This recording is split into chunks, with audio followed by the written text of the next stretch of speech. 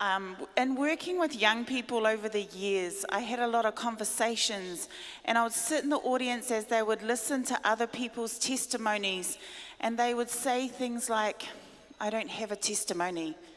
I haven't been through anything that bad." At the last South Pacific Division Congress, I sat next to a handsome, awesome young man who's like a cousin to me. And someone was giving a testimony up the front, and he said, "I don't have a testimony. I think I need to leave the church to get one." And it broke my heart. And I thought, how am I telling my testimony? Am I highlighting my struggles, or am I highlighting my God? So here's my testimony. My testimony isn't about a little girl that was abused. My testimony is about a mighty God who saved her. How do I know this? Because this God looked down through eternity and saw my struggle and sent Jesus. My testimony isn't about a teenage girl who struggled with identity, who didn't know where she was able to fit. More often, the only white one in the group, and didn't know where she belonged. My testimony is a God who didn't see color. He saw a heart. My testimony isn't about a young girl whose parents split when she was a teenager, and she found out because she was handed a note at a basketball tournament. My testimony is about a mighty God who placed amazing people in her life. She wasn't left motherless. God placed multiple mothers around her, so she knew what it was to have an older woman stroke her hair at night. And she knew what it was for a woman to catch her tears when she needed it. My testimony isn't about a girl who struggled speaking up the front, who couldn't even pass English because of a 3-minute speech. My testimony is about a God who will use anyone and everyone who's willing to be used. My testimony isn't about a woman who found herself in a relationship, because equally yoked means you find yourself sitting in church together, right? My testimony isn't about a woman abandoned in her marriage.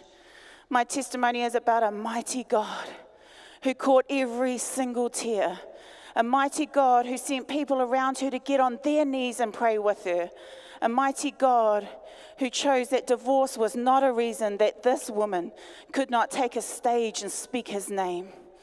My testimony is about someone who wants to vomit, who has the shakes every time she takes the stage, who had every excuse of why God couldn't use her. My testimony is about a God who eliminates every single excuse and does not accept no as an answer, who pursues and pursues and pursues to the grave and then out of the grave. My testimony is about a God who gives life, who speaks life, and uses life to bring life to others. This is my testimony. And if I could say it in another way, I'd read it from Ephesians. Ephesians chapter 2. As for you, you were dead in your transgressions and sins, in which you used to live when you followed the ways of this world and of the ruler of the kingdom of the air, the spirit who is now at work in those who are disobedient. All of us also lived among them at one time, gratifying the cravings of our sinful nature and following its desires and thoughts. Like the rest, we were by nature objects of wrath. And this is when I love the word but. But because of his great love for us, God, who is rich in mercy, made us alive with Christ even when we were dead in transgressions. It is by grace you have been saved. And God raised us up with Christ and seated us with him in the heavenly realms in Christ Jesus, in order that in the coming ages he may show the incomparable riches of his grace, expressed in his kindness to us in Christ Jesus. For it is by grace you have been saved. It is through faith. This is not from yourselves. It is a gift of God, not by works, so that no one can boast. For we are God's workmanship. I am God's workmanship, created in Christ Jesus to do good works, which God prepared in advance for me to do. No excuses. The only one who has any right to use the word but is God. And we claim, I was lost, but God. I was hurting, but God.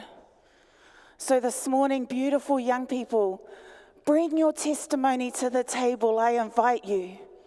It is about the amazing God we serve.